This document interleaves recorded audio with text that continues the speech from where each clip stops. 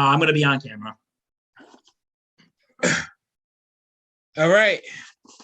What's up? Oh, sorry. Wow. What's up, everybody? This is not the Pat McAfee show, but shout out to Pat McAfee. This is the Thursday Gridiron show. We got our returning. Everybody's returning from a week ago. This is awesome. I love it. We have our great Bill. Bill, what's up, Bill? What's going on, big brother? Tom Brady's biggest fan. We have Alex. Oh, we still have the swimsuit thing from last week. Yeah. It's going to be an ongoing joke forever. I hope you know that. Oh, yeah, 100%. Oh, shut up, Connor. Then you have Connor. Oh, yep. Can't forget about Connor. And then you have me, the king, the big brother of the house, Big Brother Eric. I'm here. So we have a lot to talk about this week. Thank you for joining us for our Thursday night pregame show for the teams that could not beat the Detroit Lions Super Bowl, the Steelers and the Vikings. That is kind of crazy when you think about it, honestly. One of them tied, one of them lost. Yeah, the only two teams that did not catch a dub against the Lions. And to think the Lions actually have a chance to make the playoffs still. All right, let's not talk about that. I mean, they would need like 6,000 things to happen, but like if they made the playoffs, I'm not gonna lie. Any given Sunday. Dan Campbell would deserve Coach of the Year if that was the case. Oh, 100%. He should literally just be in the Hall of Fame if that happens. Yeah, just put him in. Like forget Bill Belichick and Cliff Kingsbury. He needs to win Coach of the Year. Definitely. All right. So let's talk about them Steelers.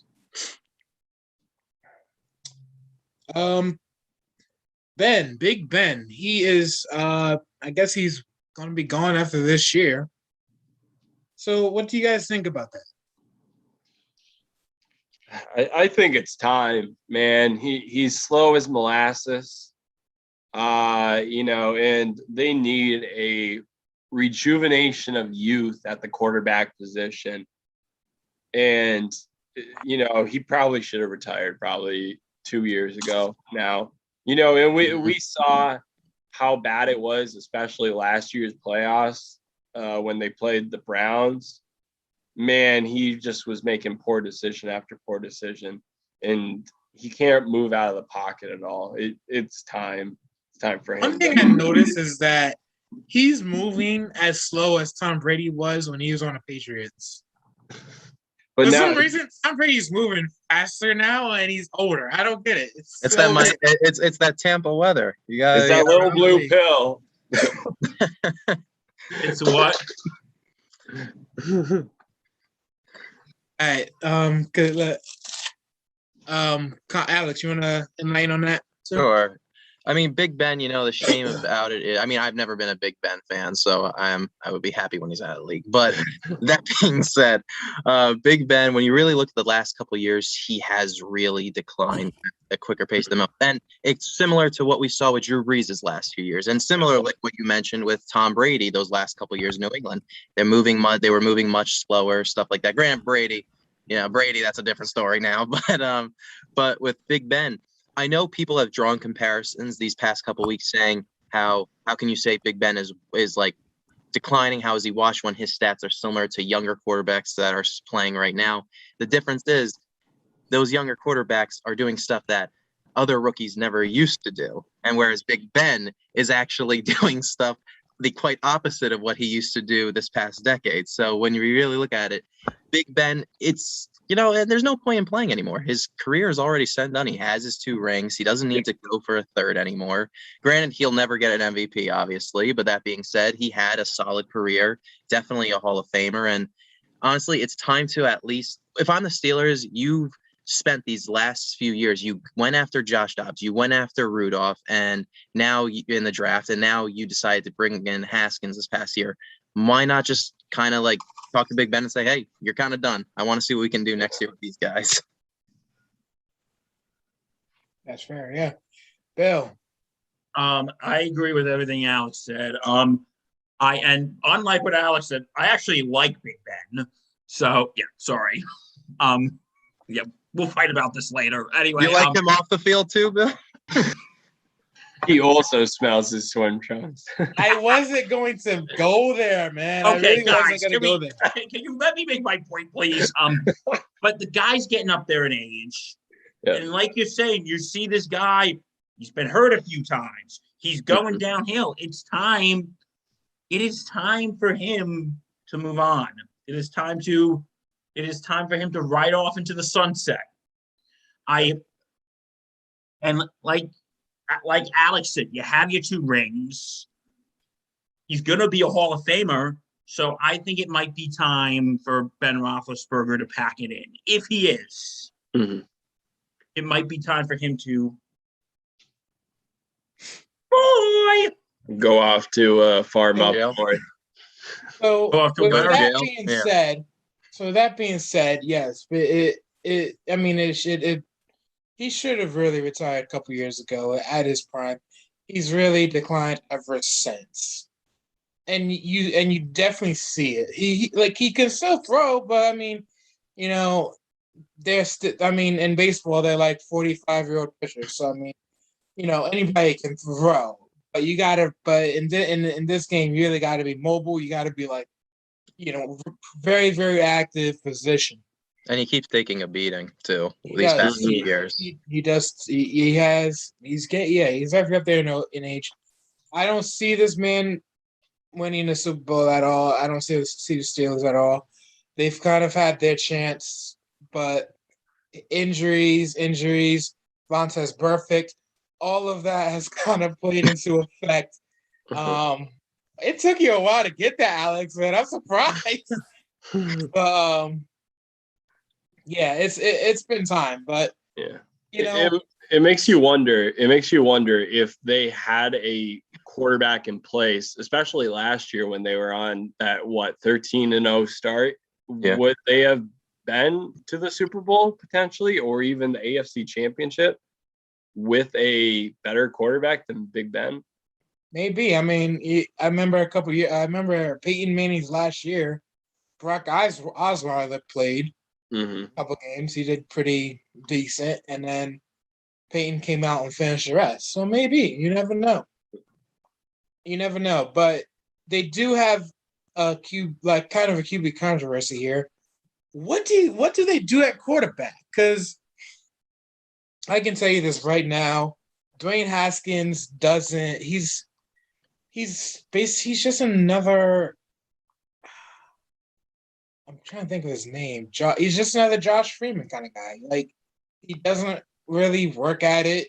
He's just kind of there. Like, he had an opportunity to be something, but he's not. And honestly, y'all had your chance with Mason Rudolph, but he's definitely not the answer. Landry Fields isn't the answer, nor will he ever be the answer. What do they do at quarterback?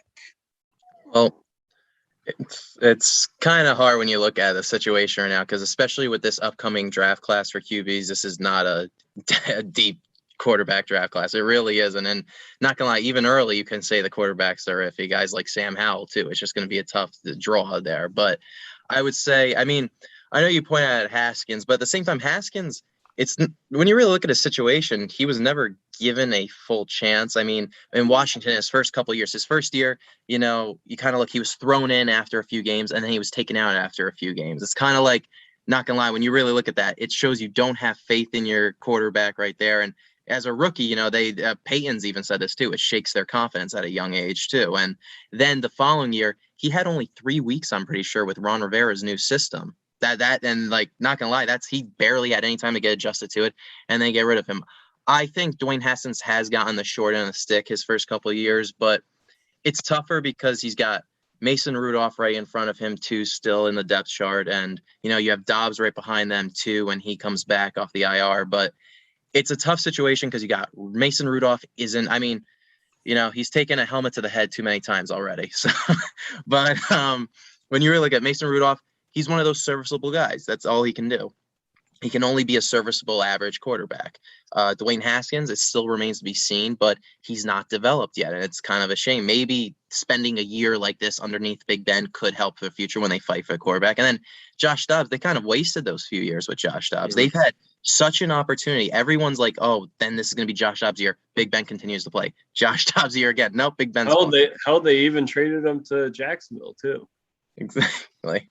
So, one thing I did, because I remember last week when we discussed about Saints and Jameis, I was thinking maybe, who knows, maybe they could look for Jameis in free agency considering his contract is up. Maybe they want to give him a cheaper offer, or maybe he wants to get out of the Saints. If they can give him a better offer than what the Saints could, they could probably get him a little bit cheaper still than what they have to pay. And he honestly has learned a lot in his system with the Saints that he could probably apply to the Steelers. Yeah, definitely. I have one quarterback in mind, but I think Bill probably kind of has the same guy in mind. So I'm gonna let Bill. I'm thinking, and I want to open this up to, do you think maybe it's time they go to the draft? Because I was just reading something earlier, and they're saying that there are 2 quarterbacks who maybe the Steelers should consider drafting, and that is Matt Corral from Ole Miss and Malik Willis. Hold on, I gotta get it. What was that? Willis. Thank you, guys. Thank you. I appreciate it. And Malik Willis from Liberty University. Mm-hmm. They're saying that maybe they should be.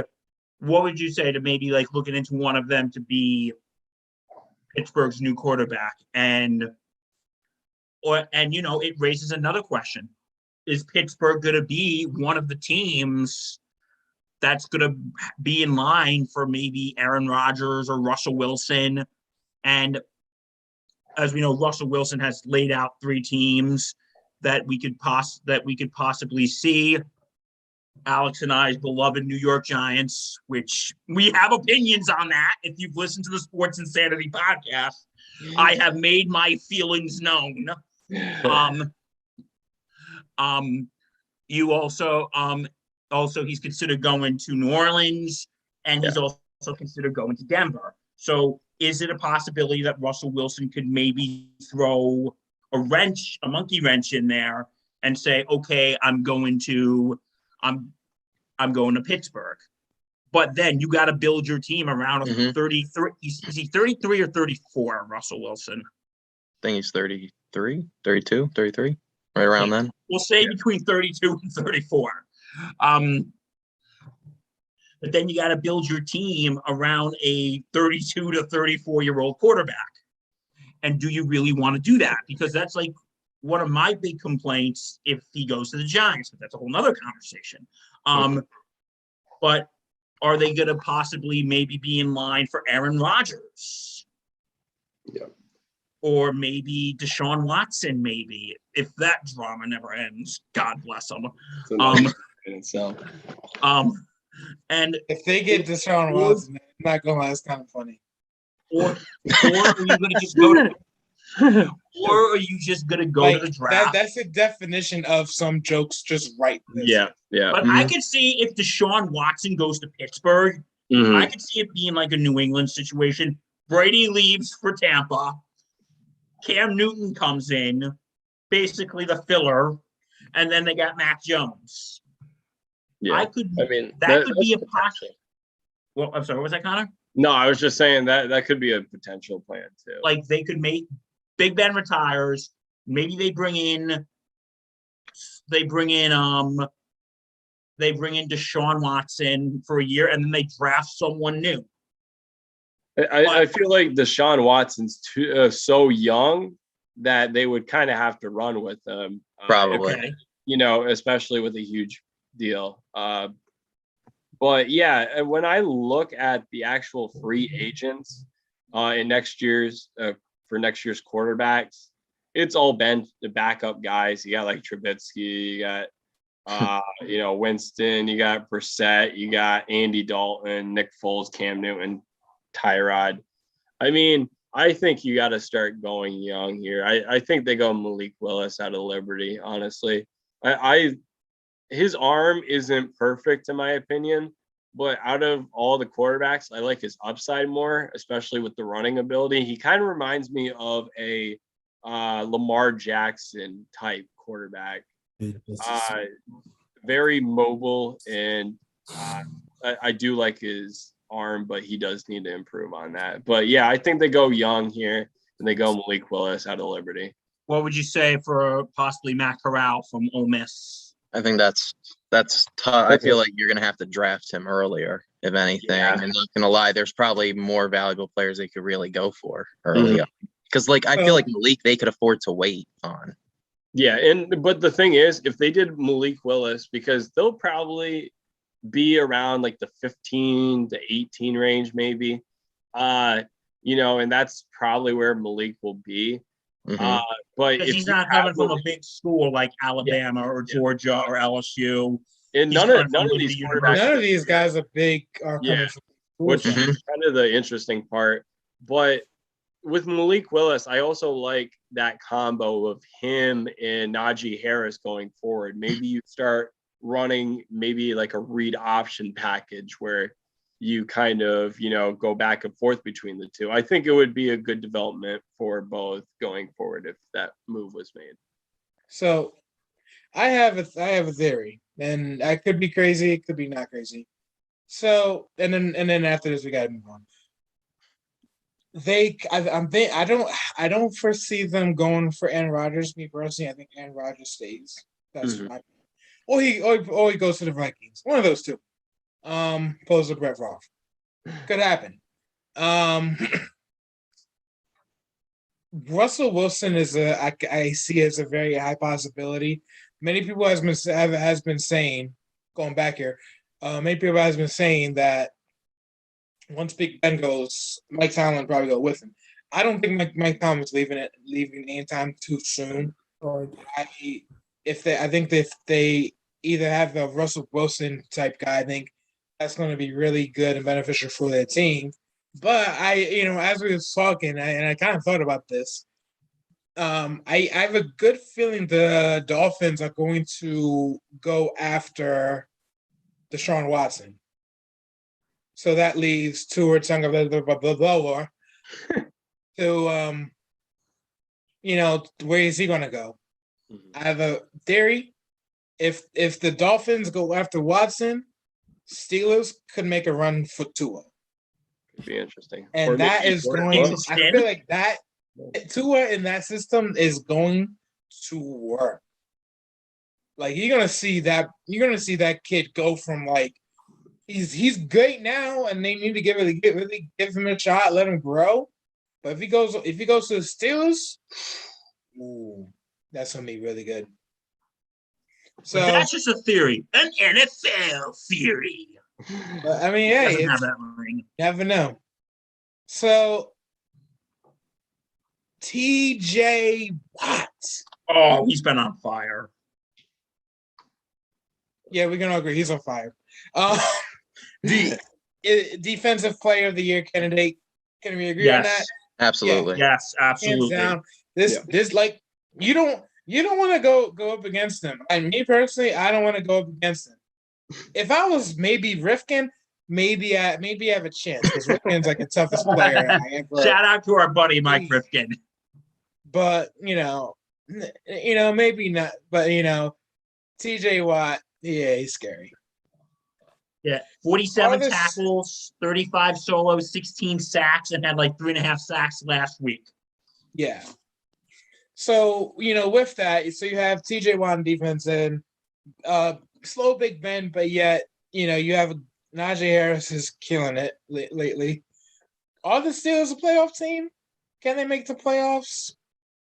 When you look at their schedule and like who they have left, they got a couple tough division matchups, obviously, but you can't say they aren't winnable. These are opponents that they can beat. So I would say Steelers are going to be, if anything, they're definitely going to be probably a 7 seed looking at it. Like that's just how tough the competition is right now. But at the same time, I mean, we're talking about TJ Watt's impact on the team. Like I say, TJ Watt is the Pittsburgh Steelers.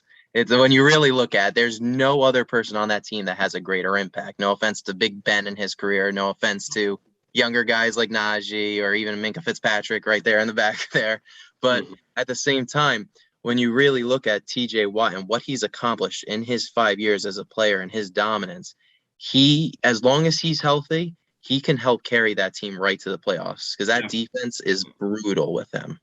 Yeah, and two, when you look at their schedule remaining, you have tonight's game, but you have Titans, Chiefs, Browns, and then Ravens. Exactly. I mean, those are all tough teams, but it actually works for them by playing those tough teams because if let's say they win out the rest of the season, then they will be a playoff team, because of just beating, all these top teams, and they could move themselves up, not to the number 1 seed or whatever, but they could get themselves up to maybe a 3 or 4 seed potentially.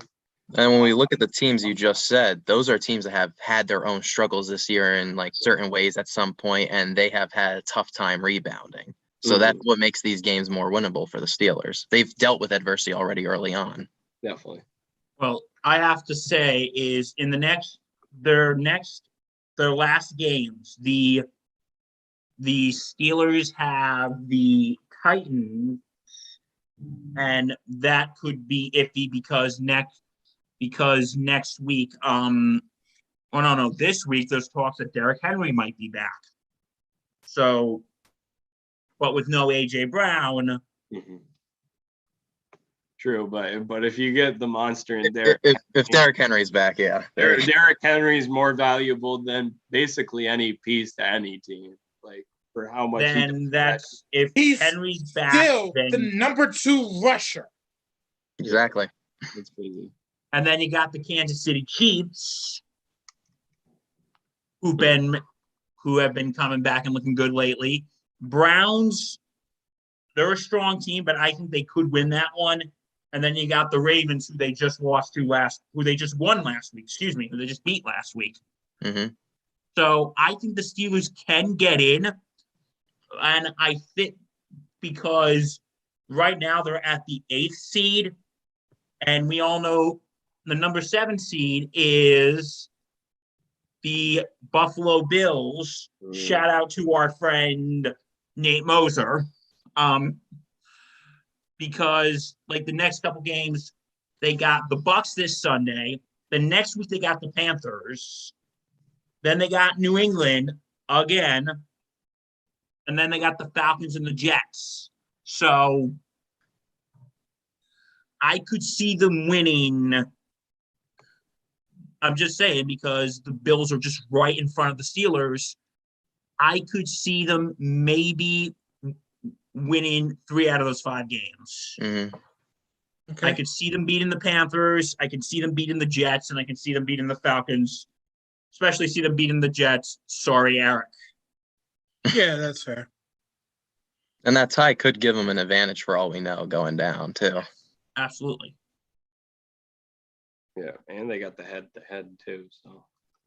And I mean, but also you got to look at the whole AFC picture as a whole too. You still have cluster right now.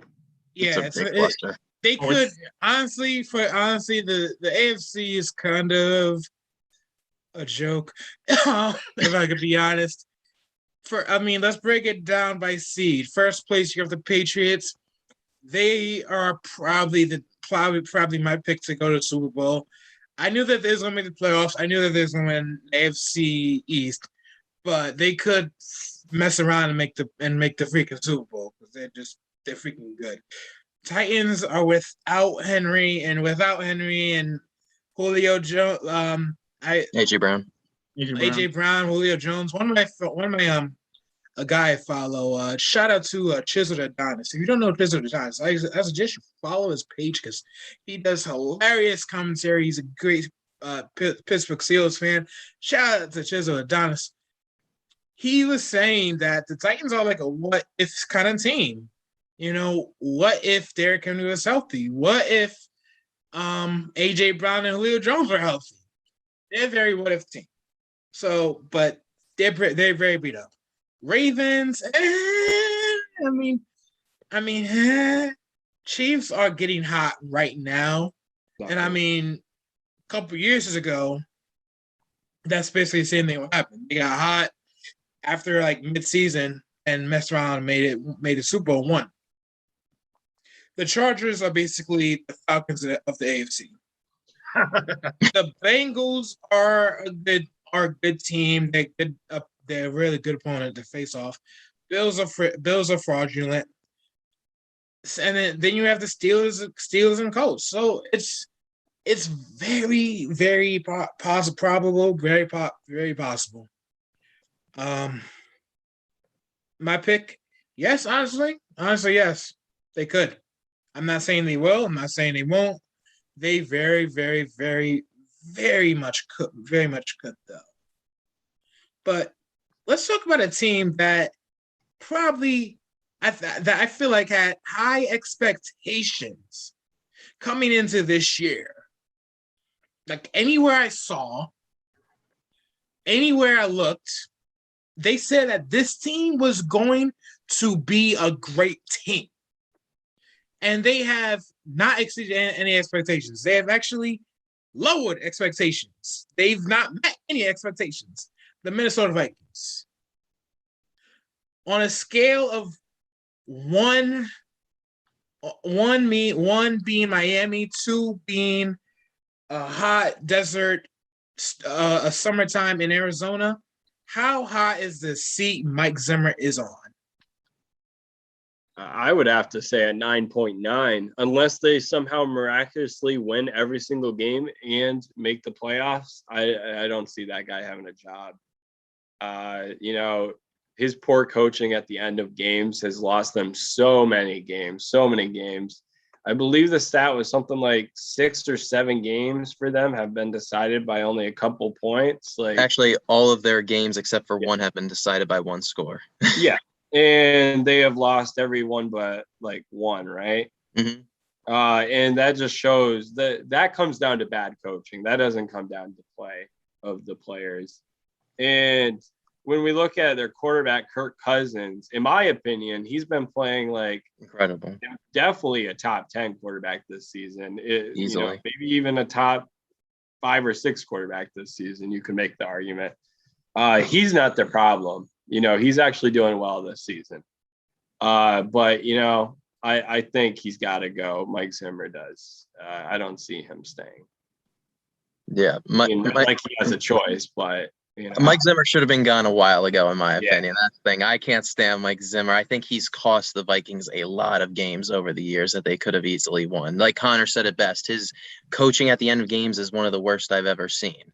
Mm-hmm. And sure, he's made the playoffs. He's had the team in a strong position, but not gonna lie, the problem for the past couple of years, like when you look at, because this is Kirk Cousins' 4th year with them. In those first few years, the problem, everyone was like, Kirk Cousins, those first 5-6 games, he plays terrible. And then the next 10 games, he plays at like this crazy elite level. This year, Kirk Cousins has played at a great level early on. He's limited turnovers better than majority of quarterbacks in the league.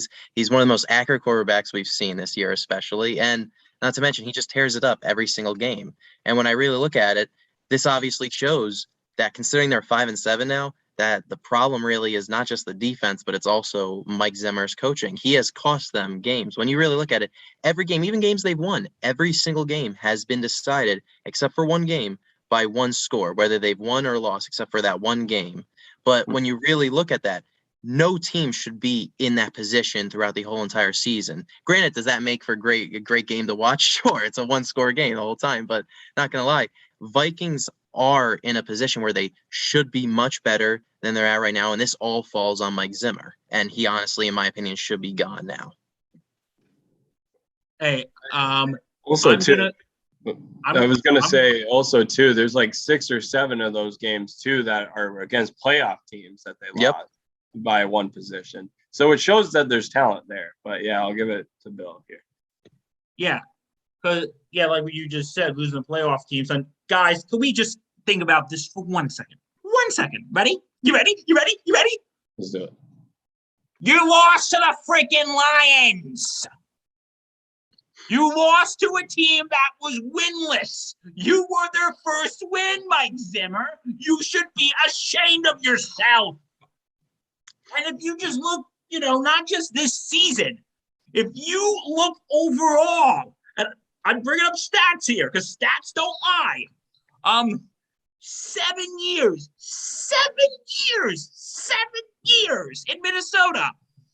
God, I never thought I'd get this heated over a Vikings coach. Okay, Stephen A. Smith. 7 years, 3 playoff appearances, 2 playoff wins. You're 2-3 in the postseason. Well done. And you've also had how many division titles? I'm sorry, what was that, Connor? How many division titles? 2. 2015 and 2017. So where was the Packer? Where was Aaron Rodgers during that time? Yeah, I think both of those seasons he was hurt too. If my memory is correct. So anyway, it's like no, he shouldn't be coaching anymore. He should be gone. If I'm a Minnesota fan, I would say, yeah, pack your bags, Mike. Boy. So, yeah, I mean, look, I'm not gonna lie. The Detroit Lions are a good team. Yes, they are winless. They just don't know how to. They just don't know how to finish. It's like they finally won a game. I was going to say something really appropriate, but I'm not going to do that. This is PD. Oh, come on, we're all adults here. Shut up. All right, Oh God, this is another Speedo joke. The Vikings really should have. And you guys are right. Like they've literally lost 50-50 games. Mm-hmm. Games that they should have really won. And honestly, the Vikings should have been way better. Kirk Cousins, yes. Is he sexy? No, not at all. Bill might think so, but Bill might think so. But he's not a bad-looking dude. All right, here comes the restraining order. There's my second restraining order in 2 weeks. When you think of like prominent good quarterbacks, Kirk Cousins is not in your even like talk. You talk about Tom Brady, you talk about Pat Mahomes, you talk about Derek Carr, even just Rodgers. You don't really think of Kirk Cousins in that stat. But yes, Mike Zimmer is really the one letting him down. Let me go over Kirk Cousins' stats. 2018, he finished with 4,298 yards, 30 touchdowns, 10 interceptions, 99.7 rating. 2019, 3,603 yards, 26 touchdowns, 6 interceptions, 107.4 rating. 2020, 4,265 yards, 35 touchdowns, 13 interceptions, 105 rating. This year, now, this is like as of now. And there's still like how many weeks ago? 4 or 5 weeks ago? 3,353 yards, 25 touchdowns, and only 3 picks? 3 picks? This dude's balling. He's balling. It's not Kirk Cousins is not his fault. I mean, people tend to think that the team's doing bad is because the quarterback's doing bad. No, it takes an offensive unit and it takes a defensive unit. Kirk Cousins was doing work. It's obviously the coaching decisions that's been really holding him back. But you got to wonder if Mike Zimmer if Mike Zimmer's out the door, which good chance he probably is. What happens to Kirk Cousins? Good question. I mean, when you really look at it, I think Kirk Cousins, considering that offense too, I mean, if I'm him, I wouldn't want to leave if Mike Zimmer is finally gone this year, which he should be, because when you look at that offense, you have Thielen, you have Justin Jefferson, you have, when healthy, Dalvin Cook, who's a strong, and we all know how strong a running back he is. Honestly, like that would not be. That's a. What'd you say? Alexander Madison too. Exactly, and Alexander Madison's playing extremely well too when Dalvin Cook is out, and even when Dalvin Cook's playing, he can play. But when you really look at that, I would not want to leave that offense because these past, including this year, these past 4 seasons for Kirk, and even you going over the stats just now show how great this is, the best offensive performance these past 4 years that he's ever put up in his career. It's not that I don't think he would leave, but do you think like some coach would be like, all right, let's just mess around and just change the system, kind of thing. And also too, I feel like the team was kind of looking in the direction to eventually move this season, maybe next season, from Kirk Cousins, because they drafted Kellen Mond so high. I believe they got him in the 3rd, 4th round, which I mean isn't like the 1st or 2nd round, but it's still a little concerning. So. Yeah, I think maybe they're gonna keep Cousins another year if Zimmer leaves, but it may be time to move on. I'm not 100% sure yet. I hope they keep him, man. I'm not gonna lie. I like Kirk Cousins. They really should. Kirk Cousins is just, when you really look at his career, he has really been underrated. He's always played at this such great top level, and not gonna lie, it's like the Vikings have been wasting his prime. And to think he wasn't even the first quarterback selected from his team from that draft. Yeah. Washington drafted RG3 number 2, and then drafted Kirk Cousins in like the 4th round that year. Yep. 3rd, 4th round, yeah. That's crazy. He's always been that like overlooked guy. Man, I really hope they keep him, man. I hope they keep him. Hashtag free Kirk Cousins. But yeah, he should be staying now. Honestly. Are the Vikings a playoff team? Can I start this one? Sure. Go ahead, bro. I'm going to say no. Because if you look at the playoff picture today, they are ranked number 9. Number 9. They are ranked number 9. And they got the Eagles, who are still holding their own right now at number 8. And then you have on the last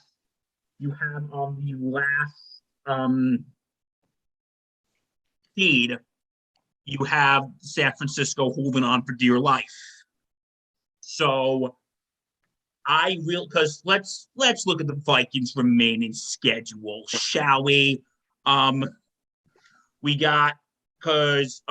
Next week, Bears. After tonight, you got the Bears next week, and that is a game you should win. But remember, folks, it's Mike Zimmer. They should win. And then the week after that, you have the Rams. And Rams have been good, but they could be a little shaky at times. And then the week after that, you got Aaron Rodgers in Green Bay. Sorry, what was that? No, I was just agreeing with you. Yep, at Green Bay. In Green Bay. And then you finish out the season at home against Chicago. So I could possibly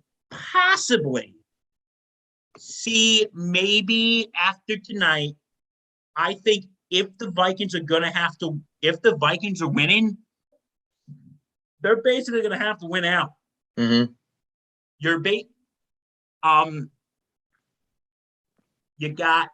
I could see them maybe possibly beating the Bears twice, but then again, folks, it's the Vikings. I don't think they're going to beat Los Angeles. And come on, is it safe to say, folks, that Aaron Rodgers is going to kick their ass in Lambeau? Is it safe to say that, folks? I think it's any given Sunday. Considering that the Vikings beat the Packers, I think Aaron Rodgers is coming out for blood this next game. Yeah, and But there could be a possibility they win, because if the Packers have already clinched the NFC North by this time, they're probably going to be resting up Aaron Rodgers for the playoffs. True, but they want that 1 seed bad. So they could be resting him up, or like Connor said, they could be going for the 1 seed. Yeah, especially because when you look at it, that's week 17. You know what game's also week 17?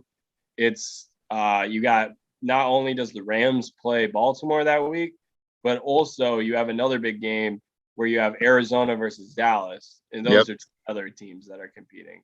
So I think that's, not to mention the Bucks are going to destroy the Jets. By the way, that's a gimme. He's come to peace with it. Eric has come to peace with it. Shut up, Giants still suck. So the Bucks are going to. So yeah, you have the Packers. They're not going. They want that number 1 seed. If anyone wants that number 1 seed, if they don't want Arizona to have, no one wants Arizona to have. Yeah, but honestly, hate to say it, it's a little bit too late. Because if you look at everybody who, if the playoffs was supposed to end right now, you have the Niners, the name redacted, the Rams, the Cowboys, the Bucks, the Packers, and Cardinals. They all are either on a hot streak or they're just getting hot. Mm-hmm. And they have a hill to climb, and it's not an easy hill to climb, man. Honestly, at this point, you just kind of give up, get a good draft pick, throw away the season. You lost against Detroit. Yeah, hey, I mean, cry about it, but hey, it's whatever. The way I see it, I feel like they lost it on November 28th. I feel like that's when they lost, because they lost to the 49ers. Really, when you look at that, those two teams, they were fighting for a wild card spot. Whoever won basically had a game and a half on the other, because they would have the win advantage as well as the game advantage. And, the 49ers won that game. The Vikings didn't. Then the nail in the coffin. The Lions were just the hammer that made the nail go even deeper in the coffin. Yeah. It's a shame. It's a shame because we talked about it. Alex brought it up, and then I'll give it to Alex. The Packers, lost to this team. So it shows that this team does have talent.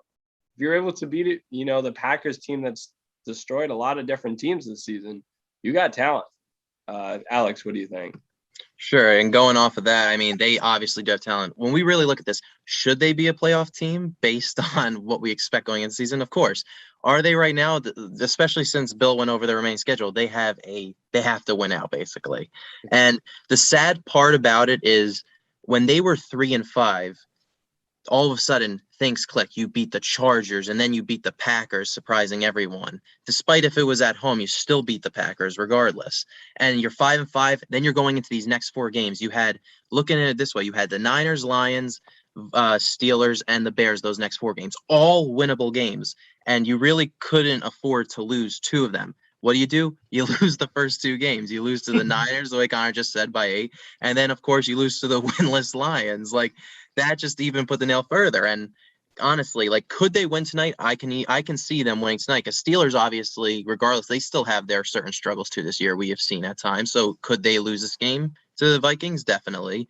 But at the same time, then let's say they beat the Bears. Sure, let's say they get on a 2-game win streak. They're 7-7. But then you have to play the Rams. You have to play the Packers, who this time Aaron Rodgers doesn't like losing to the same team twice in a year, especially a division rival. He's coming for blood in that game. And then after that, you play the Bears again. And regardless of how bad the Bears are, it's still a division rival. So you're usually split with a division rival every year, unless you're the Patriots. But other than that, when you really look at it, Vikings have had so many games this year that they could have won. They have shot themselves in the foot over and over again. And when things finally turned around for them, by winning those 2 strong games, what happens? You lose to 2 games that are basically Niners. I will give them that. Niners are fighting for a playoff spot. I mean, they're still right now looking like a solid. But you need to win that game. But you need to win that game. Exactly. You need to win that game. And then the Lions, that should have been an easy win. You couldn't afford to lose that game. And the fact that the Lions put up 29 and it took Jared Goff throwing a game-winning touchdown as time expired, that's just even sadder. And that's terrible on Zimmer's defensive part. Hey, Alex, did I ask you a quick question? Sure. Do you think losing to the Lions is like the pitchfork in the Vikings season? Absolutely. Absolutely. Yeah. Honestly, that's the loss that really that game against the Lions really defines the entire season for the Vikings up to this point and for what's going to happen probably these next 5 games. And it was on the final play too. You couldn't have wrote it better too, you know. So yeah. So I think pretty much we all agree. Vikings are basically done, and you guys did make a great valid point where the nail in the coffin was against the Niners, because literally since then the Niners have been hot, and then the extra nail in the coffin was the Lions. So going on to our next to last segment of the show, we have about 5 minutes, guys. Remember, so let's keep it short. Top five in 5 minutes. Let's go. Let's start with the top 5 greatest Steelers. Bill, you go first. And okay, Steelers. This is what we're gonna do. We're gonna do top 5. We're gonna name our top 5. We're gonna go through quickly. Bill, Alex, and Connor, then me. And we're just going to talk about it real quick. Then we're gonna go to the Vikings. Let's go. Keep going. Top 5 Steelers. Bill, go. In our lifetime, though, just to make sure. In our lifetime, yeah. In our lifetime. My number 5 is T.J. Watt. And my number 4 is Troy Polamalu. Number 3, Hines Ward. Number 2, Ben Roethlisberger. And number 1, the bus, Jerome Bettis. Oh, wow. Yeah, wow. I forgot about that. Alex. All great choices, Bill. For me, my number 5 is James Harrison. My number 4 is Hines Ward.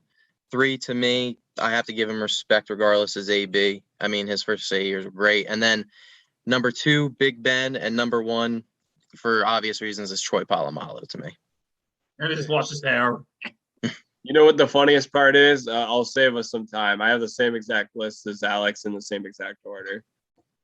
Oh, wow. yeah. It's crazy. I'm like, I know for a fact it's going to happen. I think everyone's number 1 Troy Polamalu. Mine is obviously Troy Polamalu. Or as Pat McAfee would say, Polamalu! Polamalu! Oh, man, that was you guys know that story, right? About how, yeah, great story in case you haven't missed it. But anyway, top 5, AB. Gotta give it to AB. James Harrison, I did have Mike Wallace, but once you said James Harrison, I was trying to figure out his name. But yeah, James Harrison, big time, big bully. Again, I feel like he could still play. Hines Ward, easy. Big Ben and Troy Polamalu. Oh man, I feel like me saying his name wrong would have me get what. Don't show disrespect to his luscious hair. Oh, he got beautiful hair, man. Oh, he's got great hair. Anyway, so yeah, what did we say? You know, we got to calm down. So yeah, I would say our list is pretty solid, man. I can't argue. I do like your pick on the bus, man. That's that. I honestly semi forgot about him a little bit. Yep. That was a good one. Right. And got to give a quick shout out, honorable mention for Alan Faneca. I wanted to put him on this list too, but he made the most All-Pro teams out of any Steelers in the 2000s. It's just you had too much talent on the Steelers. It's kind of hard to pick when you have all these incredible talents that we just mentioned. True. On a real quick subject, I've noticed I was kind of like as I was doing the list, they haven't really had like a prime running back. I feel like they kind of like go through running backs, but they all have been pretty solid, honestly. Like they had Rashad Mendenhall at one time, and once he was past his prime, they was like, all right, out. Yeah. Somebody else. They've always had a pretty solid run game, honestly. They always have. When you look, you had Jerome Bettis, then you go into Willie Parker, then Rashad Mendenhall, and then Le'Veon, and then right now, after you had James Conner for those couple of years, and then all of a sudden now you have Najee, who could be the future for them easily. Yeah.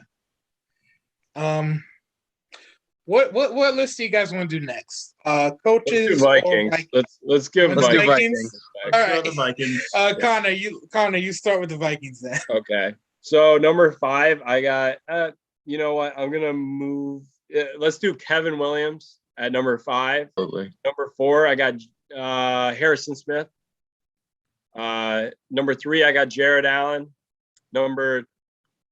This one's tough, but number 2, I got AP, and then number 1, I got Randy Moss. Both of them are kind of interchangeable. I had trouble there. No, that's a good list. I mean, for me, we have almost the same ones, except I have one that's different and in different orders too. So for me, I have number 5 for me is Antoine Winfield Sr. He was a huge threat back in his prime.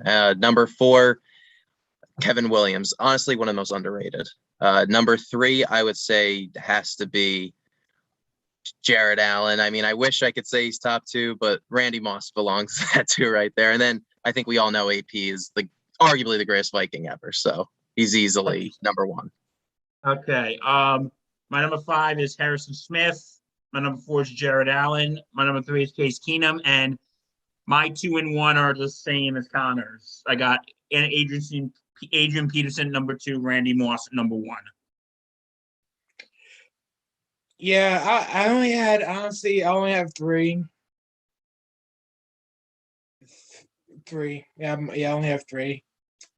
Harrison Smith. Number 2, Jared Allen, because I feel like when Moss came back to the Vikings, he was kind of past his prime a little bit. Not gonna lie. When he was on the Patriots, he was at his prime. Before that, he was just a phenomenal receiver all around. And then number 1, AP. And honestly, it's like that was where I struggled at. Was like, who could I pick that was greater? That was like greater, or almost at the same level as AP. Because he is just a phenomenal running back. Honestly, he could retire right now. He's first ballot Hall of Fame. Easily. Absolutely. Great running back. This Incredible. dude was beast. I remember when he tore his ACL. I remember when that season he came back.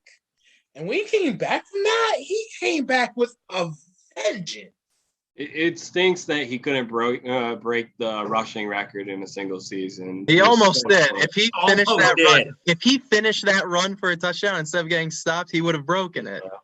He would have. It's just a shame. But granted, what I love about him was he didn't care. He was excited that he put them in position to kick the game-winning field goal. He's just a really humble guy. It wasn't about record to him. That's what I love about him. But also, when you look at him and Randy Moss, it's tough. Like, who do you want to give it to too at that point? But I think the MVP is just giving him that nod for this, for our lifetime. And Adrian Peterson has been one of the most revolutionary running backs we have ever seen. And he is easily, arguably the greatest Viking of all time. He compares to guys like Alan Page and Fran Tarkenton too. Definitely, yeah. Oh, absolutely. He's gonna go down. He's gonna go down in the books as the greatest. Yeah, probably not only the greatest Viking, but probably one of the greatest running backs to ever play. Oh, 100%. Absolutely. 100%. He's going in the same talks as what's his name? Barry Sanders, Walter Payton, Jim Brown. Yeah, 100%. LT. LT was my favorite. Damian Tomlinson. Now that's a great throwback. Is LT. LT was my favorite. Man, I sad they didn't have a ring. So top 5 coaches that we think top 5 coaches on the hot seat right now. Okay. Bill, you want to go first? I'll go first. Okay, my number 5 is Dave Culley. My number 4 is Joe Judge. My number 3 is, we were just talking about him, Mike Zimmer. Okay. Number 2, Urban Meyer. And number 1, Matt Nagy. Okay. That I should have been fired weeks ago, Nagy. Interesting. My list, I got number 5, I got Joe Judge. I think they'll give him a little bit more time. Number 4, Vic Fangio. I think his time's done there. Number 3, I'm going Pete Carroll. Oh my God. Really? That's He's got 3 similar to me already. This is ridiculous. Oh, Number 2, right. Number 2, I have Mike Zimmer, and number 1, I got Matt Nagy. Okay, he got different right there, but for me, number 5 is Joe Judge. I still think that they'll still give him a chance. 4 for me is Pete Carroll. I do think Pete Carroll's not going to lie. He belongs in the hot seat, especially after this season. Number 3, Vic Fangio for obvious reasons. Just, it's not looking great. You go 12-20 your first 2 years, and your third year still is looking average. It's just tough. Number 2 to me, I know some people might be surprised. I'm not that he should be on the hot seat, but Kyle Shanahan. This could be his 4th losing season in 5 years. What is that? Why wouldn't he be on the hot seat if this could be his 4th losing season in 5 years? I know people aren't thinking about him, but at the same time, regardless, how many excuses is he going to make? Oh, Jimmy Garoppolo was out that year. Okay, then you go to the Super Bowl. Okay, and then what's your excuse the past couple of years? You have legitimately taken this franchise from being maybe a great playoff contention every year to possibly having 4 losing seasons in a span of 5 years. I think that spells hot seat. And then number 1, for obvious reasons, Mike Zimmer. Mike Zimmer has been my number 1 for like 5 years now. Will this be the year it comes true? I hope it does, but it pisses me off either way. we got to talk about wow. Anonymous producer. We got to talk about my anonymous producer in 1 second. But wow, I'm shocked. I'm surprised. That's interesting. Very interesting. That is very interesting. But so I've noticed that pretty much all of our coaches are pretty much the same. Actually, the only one that actually has a very close list to mine is the anonymous producer, which we'll go over in 1 second. But when I made this list, it was like a lot of the coaches who are would be considered hot seat if they were on their like 2nd or 3rd year, but a lot of them aren't yet. I'm not Dave Cully. He's they're not gonna. I don't think they're gonna fire him just yet. Urban Meyer, same thing. Urban Meyer is going to leave. He's not going to get fired. I think he's. I mean, I'll talk about him in a second. I mean, like just real quick, like the owner of the Jags, they didn't. He had a hard time firing Marone, Doug Marone. Yeah. So he ain't gonna fire him. That's I said from day one. So a lot of basically, essentially, a lot of the coaches are just under bad management, so their job is pretty safe. But as I was making this list, but we're gonna go. But before I go over my list, we're gonna talk about anonymous producers list, and I want him to kind of elaborate on one person. But this is his top 5. Honorable mention is Matt Rule. I was almost gonna put him too. Yeah, I actually have him as my number 5 guy. And I'm gonna elaborate on my list 1 second.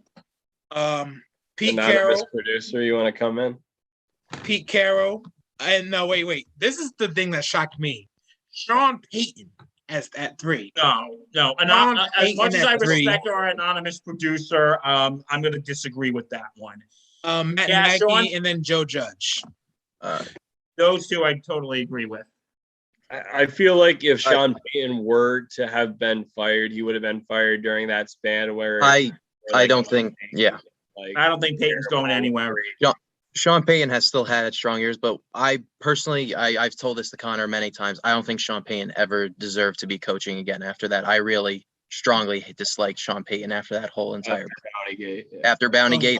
I really think he should never belong coaching again. Agreed. Well, I mean, it's like, honestly, since then, it's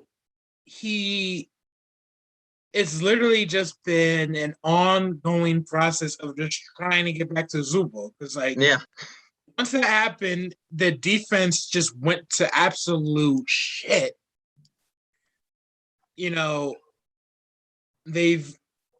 But yet Drew Brees has just been, they literally wasted Drew Brees' prime. And by the time they actually got to a point where he was actually good, it was done. It was done. It was already, the damage was already done. Just like, oh, absolutely, yeah. But now my top 5, and the thing is with mine is wait. So an announce producer on Sean Payton, it says, injuries or no injuries, winning record or losing record, the Saints need a new voice and new fresh ideas. Valid point. Because honestly, they do have the same system that was in place since they last won the Super Bowl. So, I mean, the fact they said that, pretty fair. Now, my top 5 list, and then we got to do game picks because the game starts in like 15 minutes. 15 minutes. So, my top 5. Matt Rule. Well, before I said that, before I go on step with it, it's like I think the GM and the coach, like GM and coach, are going to be going the same like time. And I'll tell you which one, but you probably figure out. Matt Rule at 5, Vic Fangio at 4, Joe Judge at 3, Matt Nagy at 2, and Mike Zimmer at 1. Top 2 are gone. Yeah. Top 2 are gone. They should be Nagy's gone. gone. Zimmer's gone. They should be I done. think, yeah. They're done. Joe Judge is iffy. Joe Judge is very iffy. I just want to say about Joe Judge real quick. And Alex, I might need you. I might need a tag team here, buddy. I might need you. But with Joe Judge, and the thing is, and I've said this on the Sports Insanity podcast, shameless plug, but when they got rid of Jason Garrett, you're like, okay, he was, because you could tell Judge and Garrett weren't exactly getting along. And Judge wanted to get rid of Garrett last year, but the geniuses known as Dave Gettleman and John Mara said, no, he's staying. So yeah, but now after that, what we saw this past week, and he goes, well, I saw a lot of positive things. What the hell were you watching, pal? And then, like, did anyone hear about today when they were talking about Daniel Jones going, why do you go out to California? He goes, well, they're good at next stuff out there. Next stuff. All right. Okay, Stephen A. Smith. I get it. That guy needs to. And you know what? It's like, because there's a 90% chance Dave Gettleman's going. Dave Gettleman's gone. And that's like the two coaches who I said was if Joe Judge goes, Dave Gettleman's gone. If Matt Rule goes, the GM of the Panthers are gone. And both coaches have fired their offensive coordinators mid-season. Yeah. Which is kind of shocking to me, especially the Panthers one, Joe Brady, because he just got hired this year. Yeah, that one surprised me. And the thing is, it wasn't even his fault. And I mean, honestly, the Panthers GM should have been fired a lot. He should, if anybody, he should be fired because you got rid of Cam Newton, paid Cam Newton's replacement, Teddy Bridgewater, traded him, paying Cam Newton's replacement, Sam Darnold. He's hurt. Just bring back Cam Newton. No, that is not though. Like once I saw that meme, I was like, "Yeah, no, you should be gone, brother." Like that is not a good look. Not a good look at all. So yeah, that's our list. So game picks. We have Steelers and the Vikings. Bill, you go first. Okay, I'm going to say Steelers 24, Vikings 14.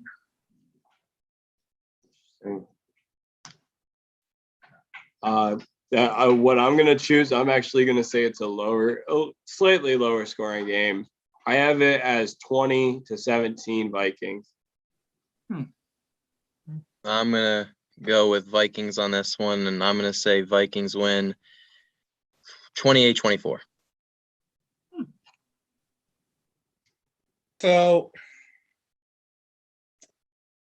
I'm still iffy, man.